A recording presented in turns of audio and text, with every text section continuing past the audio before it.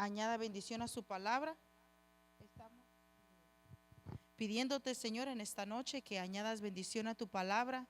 Yo sé, Señor, que tu palabra es viva y eficaz, y que tú la has enviado como una carta de amor para cada uno de nosotros. Hoy te pedimos que nos abras el entendimiento para que podamos ver cada palabra de amor escrita. Hay veces que como humanos no entendemos cómo se ve el amor y cómo se ve la protección.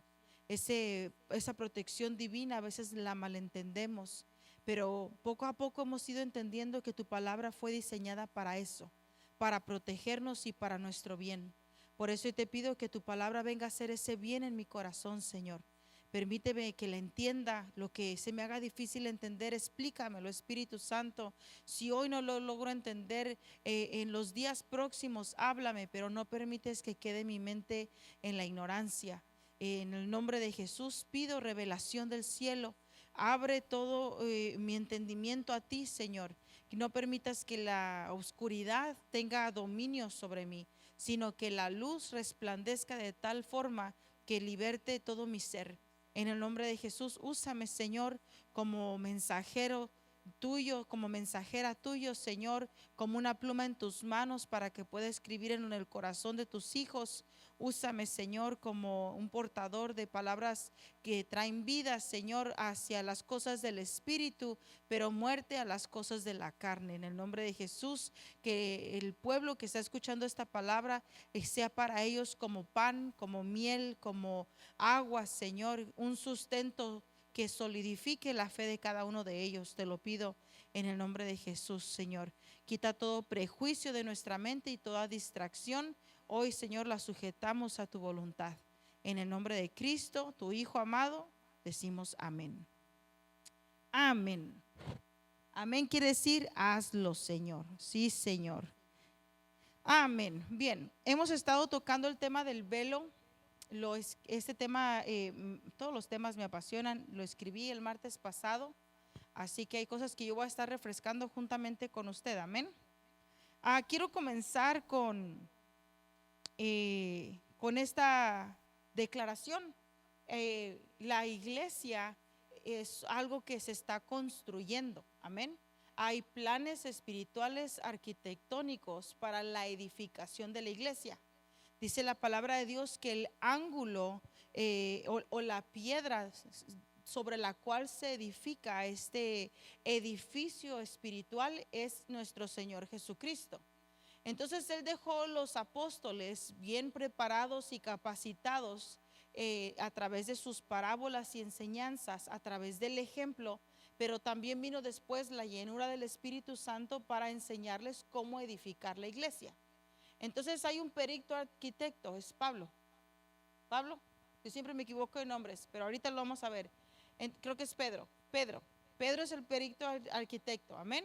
Entonces hay enseñanzas que vamos a estar aprendiendo para poder edificar sabia y sanamente. Entonces una de las cosas que vemos es que el Antiguo Testamento era la preparación de lo que venía. En el Antiguo Testamento el Señor manifestó que a la tierra vendría un Salvador, un Redentor. A la tierra venía Dios manifestado en forma de hombre para salvación de la humanidad. En los evangelios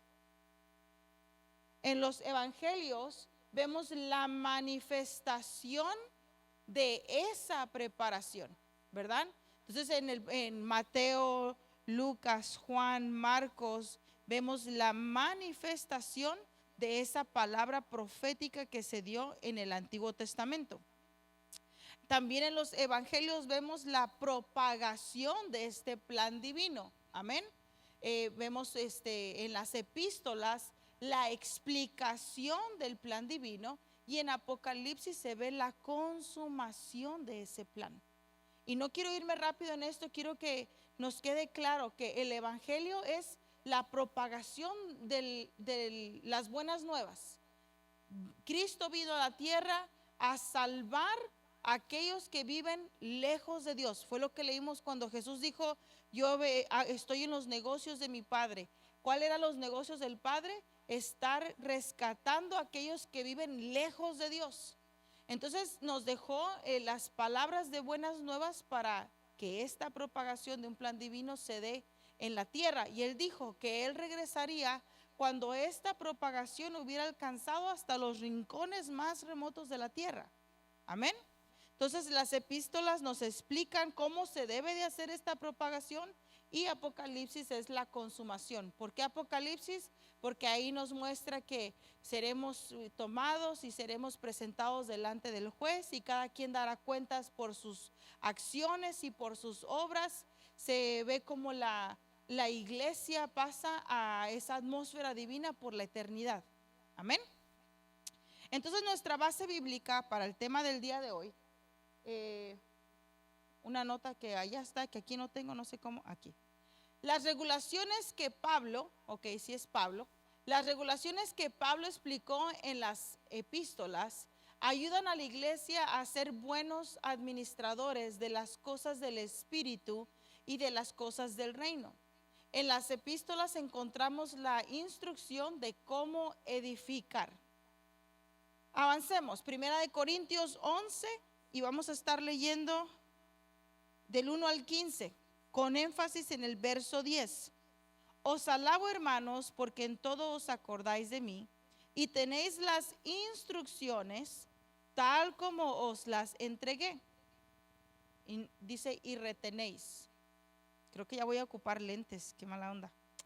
Os alabo, hermanos, porque en todo os acordáis de mí y retenéis, o sea, guardas las instrucciones tal como os las entregué. Pero quiero que sepáis que Cristo es la cabeza de todo varón y el varón es la cabeza de la mujer y Dios la cabeza de Cristo. Todo varón que ora o profetiza con la cabeza cubierta afrenta su cabeza. Pero toda mujer que ora o profetiza con la cabeza descubierta afrenta su cabeza. Porque lo mismo es que si se hubiese rapado. Porque si la mujer no se cubre, que se corte también el cabello. Y si le es vergonzoso a la mujer cortarse el cabello o raparse, que se cubra. Porque el varón no debe cubrirse la cabeza, pues él es imagen y gloria de Dios. Pero la mujer es gloria del varón. Porque el varón no procede de la mujer, sino la mujer del varón. Y tampoco el varón fue creado por causa de la mujer, sino la mujer por causa del varón. Por lo cual la mujer debe tener señal de autoridad sobre su cabeza, por causa de los ángeles. Pero en el Señor ni el varón es sin la mujer, ni la mujer sin el varón. Porque así como la mujer procede del varón, también el varón nace de la mujer. Pero todo procede de Dios. Juzgad vosotros mismos. ¿Es propio que la mujer ore a Dios sin cubrirse la cabeza?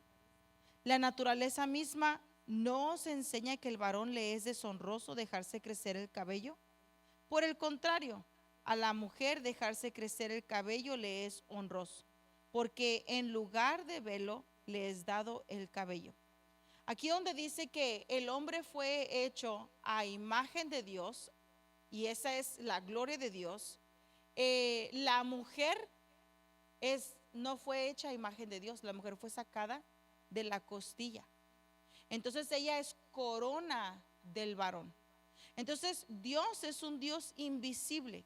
Porque Dios es un Dios invisible, el hombre no usa una cobertura visible, usa la cobertura divina de Dios. Pero como la cobertura de la mujer es el varón y él sí es visible, la cobertura de la mujer tiene que ser visible. Por eso la mujer usa una señal visible de sujeción. Hay diferentes razones porque la mujer necesita dar una señal de sujeción. Le explico. Y no voy a entrar en detalle en esto, solo lo voy a dar un brochazo. Las entidades que se revelaron en el cielo son femeninas. Por ejemplo, la rebeldía es femenina, la insujeción es femenina, la iniquidad es femenina. Amén. Entonces hay diferentes entidades femeninas que en los cielos se revelaron. Entonces, por causa de los ángeles y del ámbito espiritual en el que operamos, necesitamos una señal visible de que estamos bajo sujeción. Muy poco entendemos que cuando estamos operando en lo natural, está sucediendo mucho más en lo no visible que en lo visible. Lo que sucede es que como nuestros ojos están cerrados al mundo espiritual, no logramos ver lo que está pasando. Pero hermanos, un solo levantar de manos altera la atmósfera en los cielos. Hay una historia que se las voy a traer, es una página, no recuerdo el nombre, pero tiene que ver algo con el hombre y la mariposa, algo así se llama el título de la historia. Y le cuento rapidito. Un hombre desarrolló una máquina del tiempo, y en esta máquina del tiempo podían regresar al tiempo de los dinosaurios. Habían creado un caminito específico donde cualquiera que quisiera llegar a ver tenía que seguir ese camino y tenía que seguir instrucciones bien específicas, porque cualquier cosa que no siguieran las instrucciones podían causar un caos en el futuro. Llega un millonario y dice: me han contado que aquí ustedes tienen esta máquina y yo quiero ver los dinosaurios, llévenme. Y empiezan a firmar contratos. Usted está legalmente poniéndose bajo nuestra sujeción. Todo lo que nosotros le digamos lo tiene que hacer, no puede violar ni una sola regla. ¿Está de acuerdo con las condiciones? Sí, firme aquí.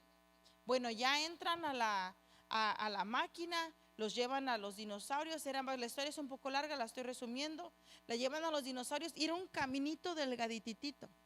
Entonces él le llama la atención y supóngase que vio la flor y la iba a tocar. Le dice: ¡Ey! No te puedes salir del camino. Tienes que quedarte dentro de los parámetros. Ni siquiera tu mano puede atravesar esta línea, no la puede atravesar. ¿Y el por qué no? Dice: porque el cuerpo, si tú no sabes, se está la piel regenerando. ¿Usted sabía que su piel se está regenerando? Y suelta células muertas. Cuando tú te sales del camino, si sueltas esas células muertas, sus partículas pueden caer y eso puede alterar la naturaleza. Y él, ya poco. No lo creía. Y siguen caminando y de repente sale un dinosaurio y le dijo él: dijo, no grites y no corras, agáchate. Entonces ellos ya habían creado el camino donde ellos sabían que otro dinosaurio iba a matar a este, o sea que los dinosaurios no los iban a ver. Era un camino ya bien elaborado, ¿verdad? Entonces en su tercer susto se le ocurre correr y se va por otro camino. Se va por el mismo camino pero en diferente tiempo. Y en ese diferente tiempo alcanza a llegar al final, pero en su miedo se lanza. Y cuando se lanza, la puntita de su zapato tocó así, mire, pero no le dijo a nadie. Cuando ya salen, dice, mete y todo, y él dijo, la libré, nadie supo que mi pie tocó afuera, ¿verdad? Entonces cuando se meten a la máquina y salen, el lugar donde les rentaron ya no se veía igual. Y salen y ¿qué pasó? ¿Por qué todo se ve diferente? Y salieron y ya no se veía su carro y lo que estaba afuera se veía totalmente diferente. Y todos dijeron, ¿quién se salió del camino? ¿Quién? Alguno de nosotros se salió del camino. ¿Y cómo sabes que me salí del camino? Porque todo cambió. Entonces él decía, ¿a poco eso así? Y provocó, sí. Porque de seguro, por ejemplo, mire, ¿usted sabe que las abejas polinizan? Ok, cierta abeja tiene que llegar a este lugar, agarrar el polen y llevarlo para acá, para que acá dé fruto, ¿verdad? Supongamos que donde puso él así iba contaminación y la abejita que se iba a parar allí se murió. Entonces ya no llevó el polen al otro lugar. Como ya no llevó el polen a este lugar, los que se iban a alimentar de eso ya no tenían comida, se murieron. Entonces se volvió una cadena donde todo se empezó a alterar. Y para cuando ellos regresaron al futuro, todo había cambiado. Entonces, ¿por qué le explico todo esto?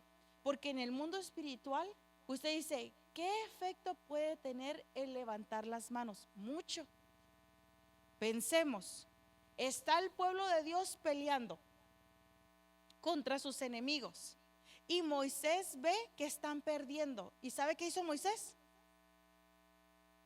y se empezaron a dar cuenta que una vez que estaba así Moisés, Israel iba ganando. Israel iba ganando. Y se cansaba Moisés y bajaba las manos y empezaba a perder Moisés. Y los que estaban cerca de él dijeron, ay, ¿a poco? Haga de cuenta que es caricatura. Se dieron cuenta, entonces dijeron, Josué, agárrale el lado derecho, yo le agarro el lado izquierdo, sostengamos los brazos de Moisés. Mientras tuvo los brazos arriba, el pueblo ganó la batalla. Entonces uno dice, ¿qué tanto puede perjudicar una señal? Mucho, mucho.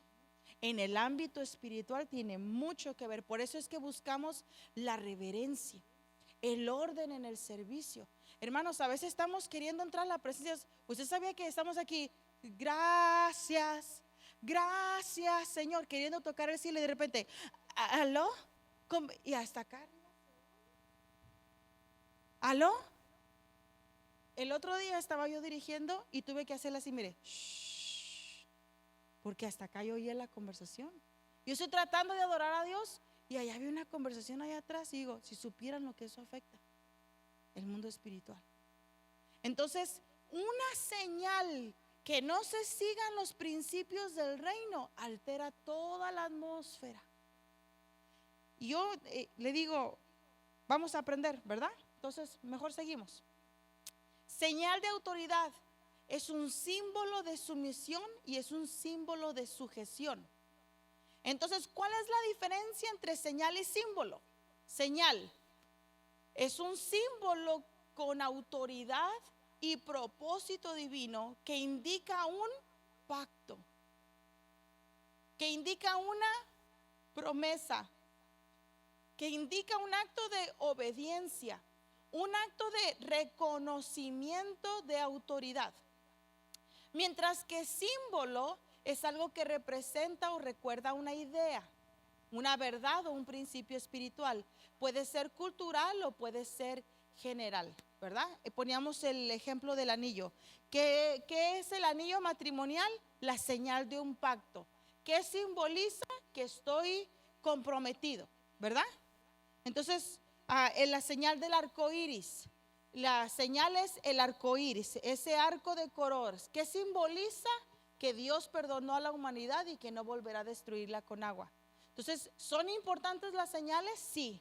¿Es importante su simbología? Sí. Si no fuera importante, ¿por qué los satánicos usan simbologías? ¿Usted ha visto una carita así redondita parece como indito y tienen sus mechones como indios mexicanos? Es una bolita así y tiene plumas que le salen por la cabeza y la gente normalmente lo cuelga del retrovisor. Atrapasueños mexicano, porque el de americano es un círculo, pero ese es mexicano. Y yo le preguntaba una vez a un taxista en México, oye, ¿cómo estás? Bien, ¿y qué tal te va? Me va súper. Y le digo yo, ¿y eso que tienes ahí colgado qué es? Me dijo, oh, me lo regalaron. ¿Hace cuánto más o menos? Oh, hace como 8 meses. Oh, ok. Y le digo yo, oye, una pregunta, ¿y desde que te lo regalaron, notaste que algo cambió? Me dijo, fíjate que sí, he chocado más veces, tengo menos clientes, me canso más rápido, me he enfermado más, no tengo ganas de salir a trabajar. Le dije, esas son las secuelas de tu atrapasueños, porque es un símbolo de que es una señal de que le estás permitiendo a aquel que te lo regaló. Usted sabe que las personas que trabajan en el mundo espiritual vienen y elaboran sus conjuros y dice, a cambio de que me enriquezcas, yo te ofrezco a alguien. Y luego están buscando a quién, te lo regalo. Y ya la persona lo mete a la casa o lo mete al carro, a él empieza a ir mal y el otro está recibiendo su paga. ¿Me entiende? Así funciona el reino de las tinieblas. Entonces, tenemos que tener cuidado, Amén. Entonces, el velo, pregunta, ¿el velo era por cultura del tiempo de los corintios? ¿O era, como lo dijimos hace rato, aquí en esta, era una regulación que Pablo estaba explicando en sus epístolas para ayudar a administrar las cosas del reino, ¿verdad? Entonces vamos a descubrir eso. Esa es la pregunta. No estamos siguiendo culturas humanas, hermanos. El reino tiene su propia cultura. Estamos siguiendo la cultura del reino, ninguna humana, porque lo humano no nos beneficia en nada. Entonces Mateo 6, 9 al 10 dice, en el Padre nuestro, que estás en los cielos, santificado sea tu nombre, venga tu reino, hágase tu voluntad. Entonces, ¿qué estamos buscando? ¿Mi voluntad o la voluntad del reino? La voluntad del reino. Eso es lo que estamos buscando. No mi propio reino, la voluntad del reino. Amén. Entonces avancemos un poquito más. En el contexto de Corinto. Corinto era una ciudad puerto, era una ciudad comercial bien conocida, era una ciudad cosmopolita en el tiempo de Pablo. ¿Qué quiere decir cosmopolita?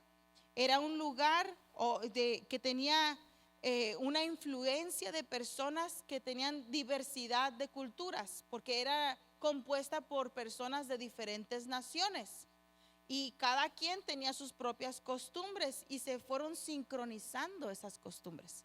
Por ejemplo, vaya usted a San Francisco, va a encontrar si hablamos de hispanos, de Cuba, de México, de Nicaragua, de Guatemala, de El Salvador. Es cosmopolita la ciudad porque hay gente de diferentes naciones con diferentes costumbres y culturas. Amén. Entonces, cuando lo decimos de una persona, es que esta persona está familiarizada con las culturas y costumbres de esos diversos países y se muestra abierta a esas costumbres y a esas culturas. Amén. ¿Preguntas hasta ahí? Bien, lo resumo. Cosmopolitan es una ciudad que tiene gente de diferentes naciones. Amén. Una persona que es cosmopolitana es porque abrazó la cultura. Por ejemplo, ayer comimos cochinita pibil, ¿verdad? Ese platillo es de Nicaragua, ¿sí? De Yucatán. Ahora, pensemos que la hermana nos haya dicho, hermanos, mañana vamos a tener un plato cultural. Todas se vienen vestidas de yucatecas, con lo mejor que puedan encontrar, un plato cultural. Entonces, sí, todas nos metemos en el río de eso, ¿verdad? Y llegamos aquí, ay, qué bonita tu falda, ay, tu collar, ay, qué bonito. Abrazamos la cultura. Y luego el otro domingo vamos a hacer una comida mexicana y todas llegan de mariachi y de adelitas, así de, ay, ¿verdad? Estamos abrazando las diferentes culturas, eso es ser cosmopolitano. Entonces, sin querer, fíjese que sí hemos abrazado diferentes culturas. Por ejemplo, yo soy mexicana y yo no sueno como mexicana. Yo sueno como francesa. No es cierto. A veces sueno como de El Salvador, ¿verdad? A veces me dicen si soy del Salvador o de Guatemala. Digo, no, soy mexicana. No sé qué me pasó. Mi suegra es del Salvador. Entonces, cuando Pablo visitó a la iglesia de Corintios, vio que la iglesia estaba formada por creyentes de diferentes trasfondos, griegos, romanos, judíos y personas recién salidas del paganismo. Esto creó una confusión cultural y también una confusión espiritual, porque pensemos en nuestro tiempo, las personas que están saliendo de la religión, del paganismo, así le vamos a decir, del paganismo. Mire, hoy yo no podía dormir y me desperté como a las 4 y tenía un estudiante bien adormitado. Le digo, ¿qué te pasa? ¿Te ves bien cansado? Dice, no podía dormir. Le digo, no. Dice, no. ¿Y por qué? No sé, me sentí muchas ganas de orar.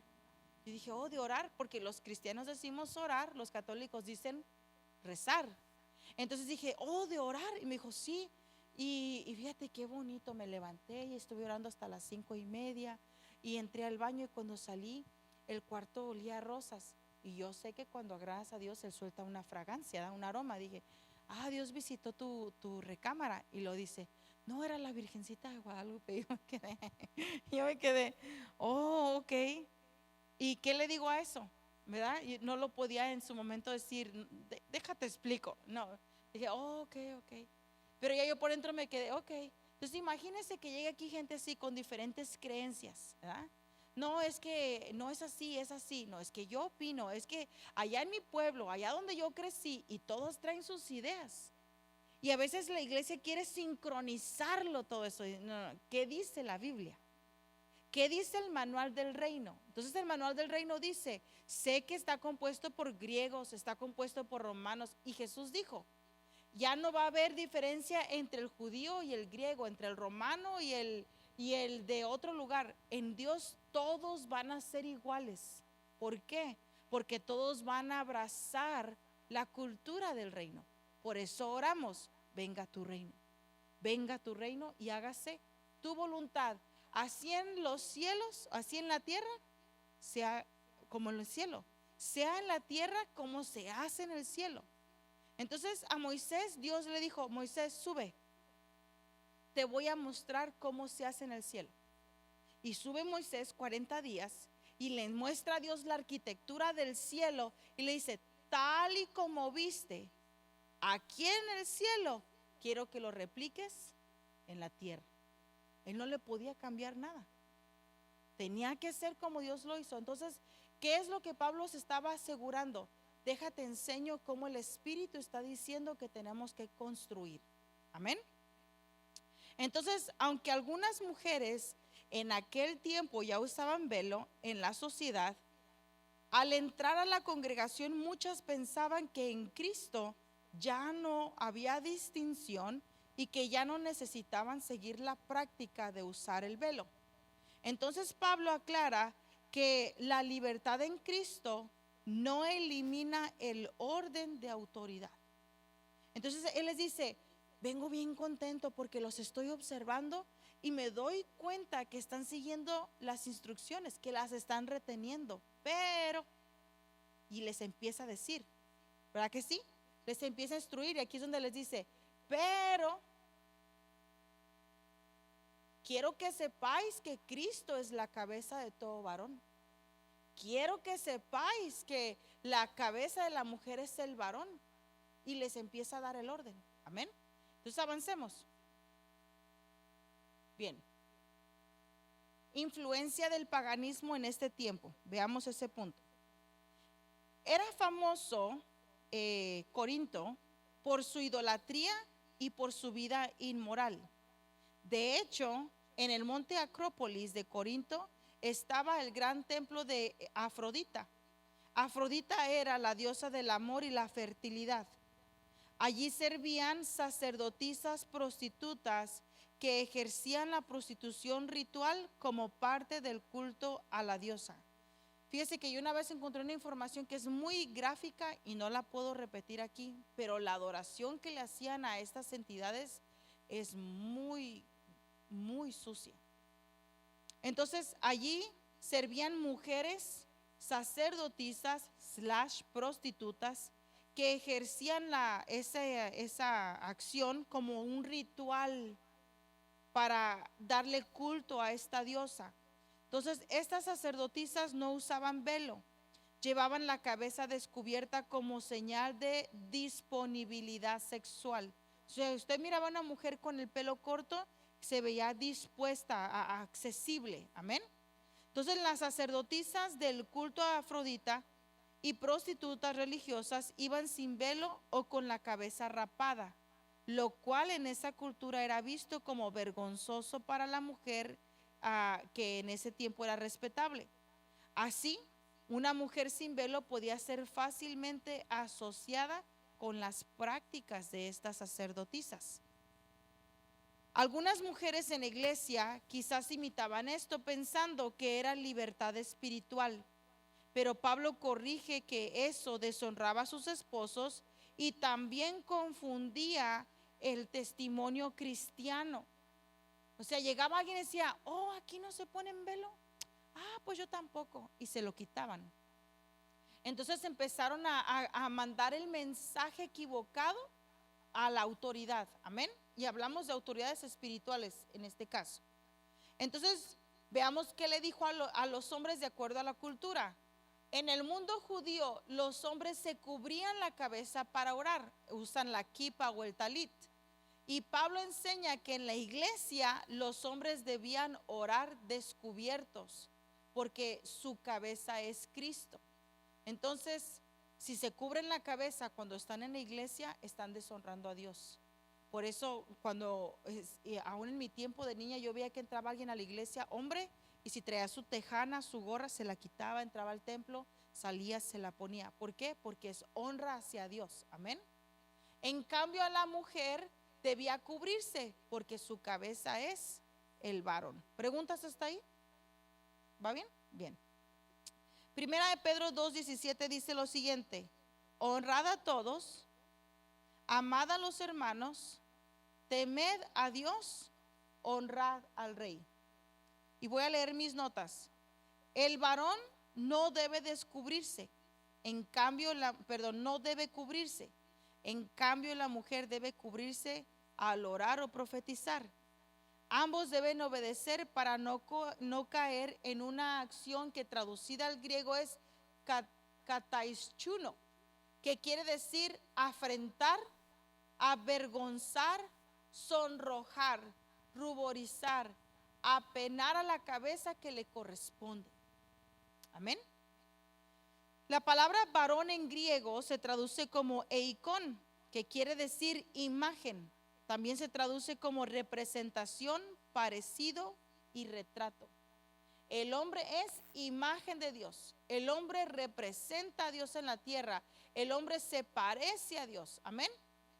Es la gloria de Dios. También la palabra varón creo que es hebreo, es doxa. Y esto se traduce a gloria, honor, dignidad, alabanza, elogio, reverencia de Dios. Amén.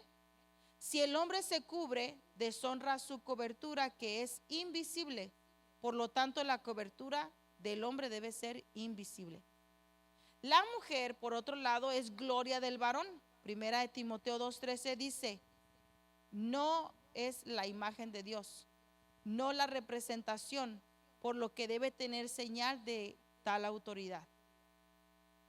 Si la mujer piensa, o sea, con su intelecto o razonamiento, y decide no cubrirse, dice Pablo que si decide no cubrirse, entonces mejor que se rape. Qué duro, ¿verdad? Tú debes, como mujer, llevar una señal de que estás bajo autoridad. Pero si decides no dar la señal de que estás bajo autoridad, entonces que se rape la cabeza, para que sea notorio que estás abiertamente diciendo: no estoy bajo autoridad. Amén. Ahora, ¿por qué Pablo insiste en el velo? Cuando Pablo escribe a los Corintios, esta preocupación lo hizo por las siguientes razones. Pablo eleva la costumbre cultural y la conecta con un principio divino de autoridad y honra.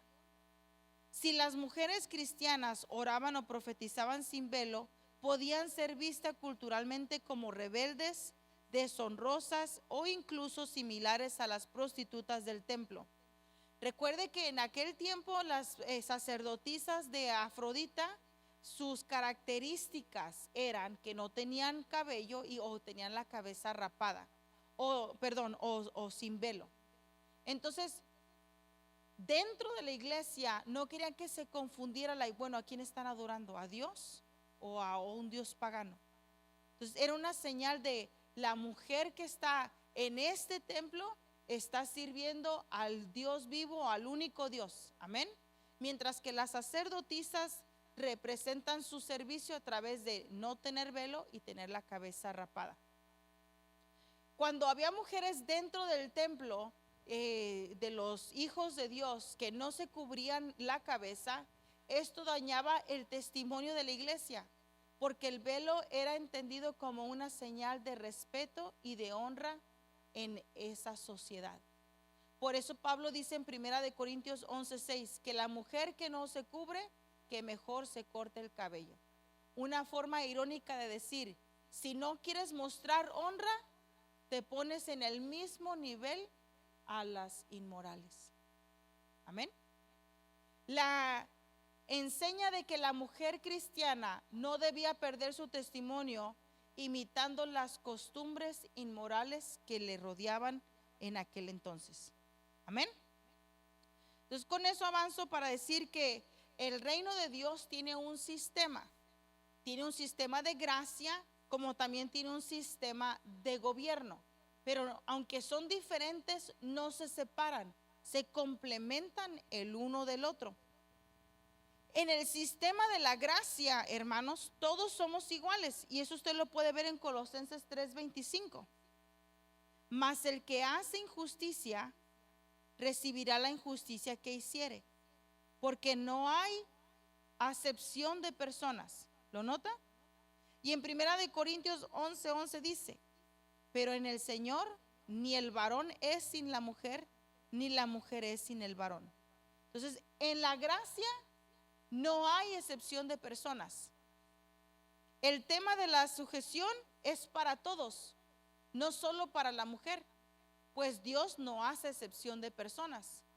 Así como la sujeción beneficia a la mujer y la protege, de la misma forma beneficia y protege también al hombre. Pero en el sistema de gobierno, hermanos, hay una jerarquía, y lo puse como gráfica allí.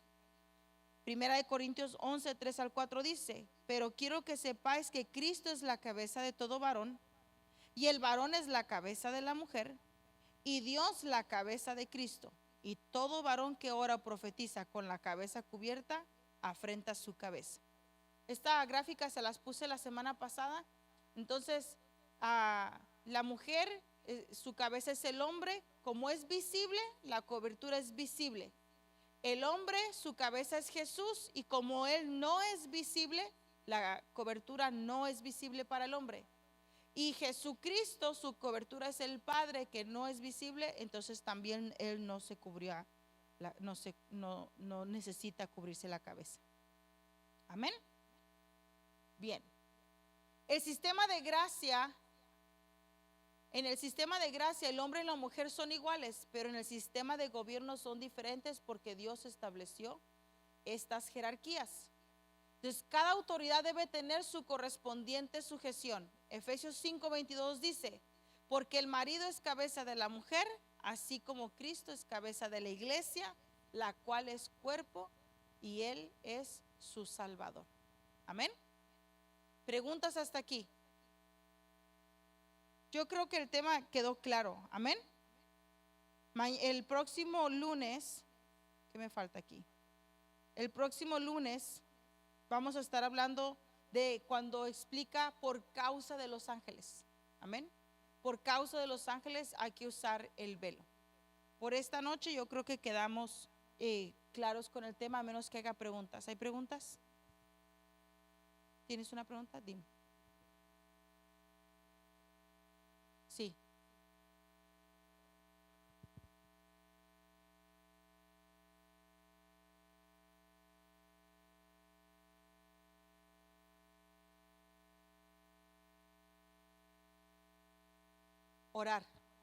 Orar y profetizar. Es solo para orar y profetizar. Ajá. No es para traerlo todo el día puesto como lo hacen, por ejemplo, en Irán o así. No. No lo necesitan para nada, ni para orar ni para profetizar, para nada.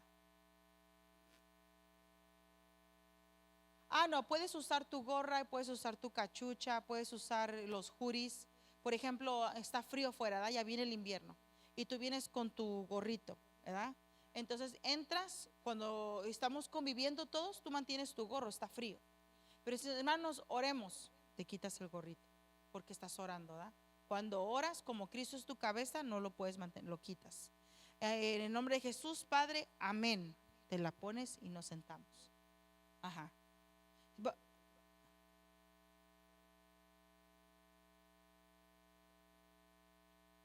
Exacto.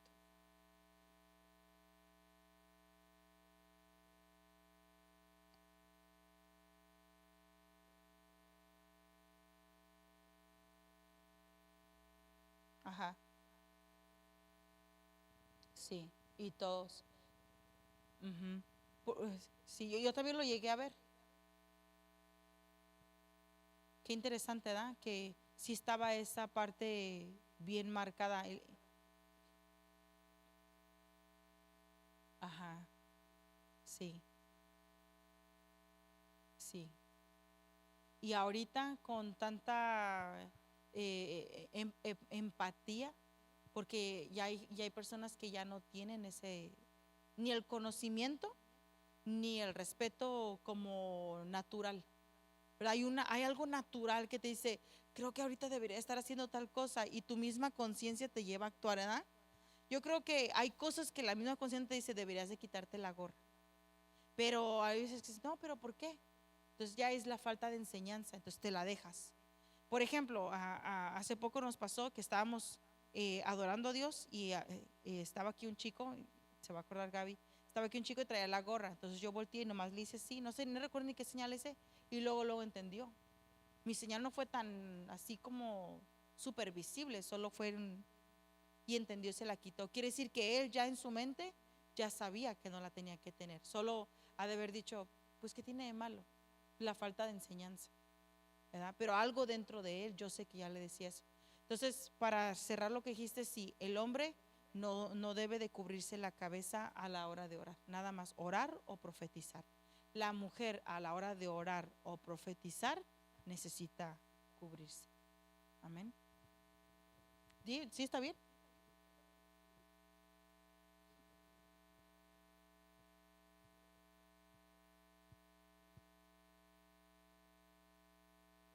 Puede ser cualquier cosa. Yo, lo velo es lo práctico, lo más, ¿cómo te quieres decir? Práctico, fácil, pero hay veces que nos ha tocado ministrar y pues he agarrado mi juri, cuando a veces los suéteres que traen gorrito, me he tapado con el gorrito. O he agarrado mi propio chaleco y me lo pongo encima. Te entra un temor reverente, no de, ay Dios, ¿verdad? No de Mufasa, ay, no, sino un temor reverente. Ah, yo soy de las personas que digo, bueno, yo puedo obrar con o sin, ¿verdad? No me limita. Pero cuando entro al tema de la sujeción y qué señal, ahí sí digo, no, tengo que entrar a la sujeción, ¿verdad? Por ejemplo, mira, a veces estoy en el piano, ¿verdad? Estoy en el piano y yo sé que si quito los dedos para ponerme el velo, me pierdo. Y digo, entonces no soltaba el piano y seguía tocando. Traigo el velo aquí en los hombros, pero no me lo ponía. Entonces empecé a decir, no me lo tengo que poner. Entonces ahora aunque pare la música, me pongo el velo y sigo. Y a veces se me cae, pues ya nomás lo jalo así. Pero quiero tener esa reverencia delante de Dios para poder fluir. Entonces, al final del día, lo que Dios ve es la actitud de sujeción. ¿Verdad? La actitud de, ok, voy a obedecer. Esa es la actitud que Dios busca. Y cuando Él ve esa actitud, Él fluye. Miraron el domingo qué bonito fluyó el Señor. Entras en esa actitud de Señor, me rindo, y Él empieza. Ay, el domingo estuvo, a mí me bendijo mucho. Que Dios nos siga dando más días así, ¿verdad? Pero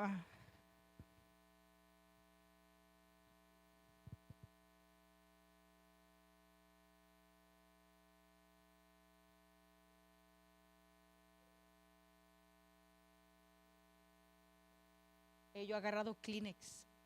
Yo he agarrado Kleenex y me pongo un Kleenex ahí. Ajá. Sí, se siente raro. Ya una vez que tienes la enseñanza, ya se siente raro. Bien, oremos. Padre, oramos delante de ti, te damos gracias por tu palabra. Sabemos que este tema no es de cultura humana. Estamos siguiendo las enseñanzas de tu reino. Queremos entrar en esa obediencia, Señor, enséñanos. Que nada sea por imposición, que nada sea porque es forzado, sino que todo sea porque es una respuesta a tu amor. Te doy gracias por tu espíritu y por esta casa, Señor. En el nombre de Jesús. Amén. Y amén. Podemos salir. Amén, mis hermanos.